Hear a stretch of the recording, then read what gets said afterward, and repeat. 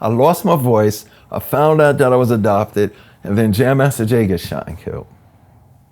That's a tough year, man. Imagine that. At every instance, I'm thinking there's going to be some relief. Nope. Losing my voice, and I'm depressed and alcoholic. I find out that I'm adopted. I become full-blown alcoholic. Then just when I think I got these two things to deal with, Jam Master Jay gets shot and killed. Wow. So now this Run DMC thing is really out the door. And then a couple of months after Jay, I think it was like 6 months later, my father Bifer dies. So I'm dealing with all of those things, which was why I started drinking even more. And in retrospect, these things got you sober in a weird way. Right, that's what's crazy. All of this stuff sent me to, all right, D, if you wanna solve this mystery, you gotta be right.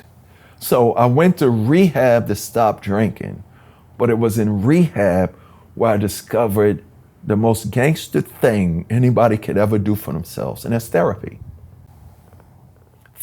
If I would have known this earlier when I was feeling funny, like I didn't know it's okay to go get help. It's okay to not feel normal. You know, like you don't look at people weird when they say I'm hungry. If somebody's hungry, you get something to eat. If somebody says they're cold, here's a jacket. If somebody says I'm hot, yeah, turn on the air conditioner. You know what I'm saying? If somebody says I'm sick, if you hurt your back, you go to chiropractor. You hurt your knee, you go to knee doctor. Mental health is like, as soon as you say, I'm not feeling, I'm suicidal. No, man, get away from me, you weirdo psycho. So even deep down inside, that stigma prevented me from saying, you know, right before Down with the King, maybe I need to go get help, but I didn't know I could. So I went to stop drinking because I knew about rehab. People talk about rehab all the time. Mm-hmm. So it was in rehab where I discovered therapy. Okay, and that was the real thing. Yeah, the first question my therapist asked me was this: DMC, during your career at Run DMC, did Russell, Run, Jay, anybody at the record label ever do anything to make you angry? And I said, nope. Just like that, really confident, nope. Got through, nope, I handled it all. My therapist, I was 35 at the time. My therapist was probably 46-year-old white guy. I said, nope, he said. He put his pad down, he put his pen down, he took off his glasses, and he looked me in my eye and he said these words to me: "You're a goddamn motherfucking liar." And when he said that to me, he looked me right in my eyes, it went right to the core. Yes, man, in 1985, in 1986, I started recording all of these instances, and he said, yo, D, I was diagnosed with suppressed emotions.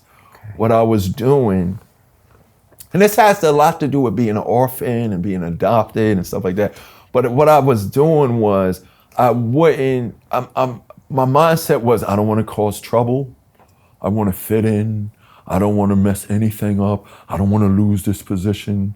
So I was doing stuff to support everybody else and not support myself mentally, spiritually, and whatever.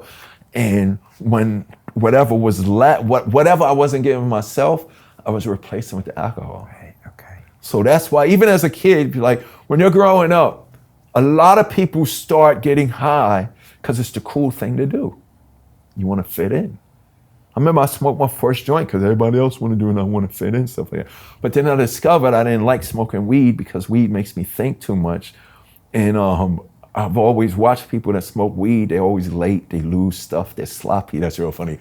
But alcohol gave me the feeling of being invincible. Right. So whatever I was lacking to support myself in my natural state, I was replacing with the alcohol. Okay. And my therapist said, D, you had the power to not fall down the great hole of depression many, many years ago. And I was like, what are you talking about? He said, it's okay to stand up and express your opinion. But there's a book called The Primal Wound. And in the Primal Wound book, the doctor writes that I'm with my birth mother for 9 months. I'm involved in a transaction I have no say-so in. So my birth mother wants to give me up for adoption. Our spirits are too little to go, what are you doing? No, what are you doing? I don't want to go with this lady. So something happens where we start doing things to compensate for that loss. And in therapy, I discovered that I'm very OCD. I always want to be controlled. I'm very neat. I always want to be in order. And I'm always preparing myself to be left or given away again. So in order to not focus on that thing, I do other things. I mean, like my therapist, and people ask me now, me and Run and Jay never argued. But then they asked me, yo, did you see Run and Jay argue? All the time. It was healthy to do that. When I felt like arguing with Run and Jay, I wouldn't, but I would go drink.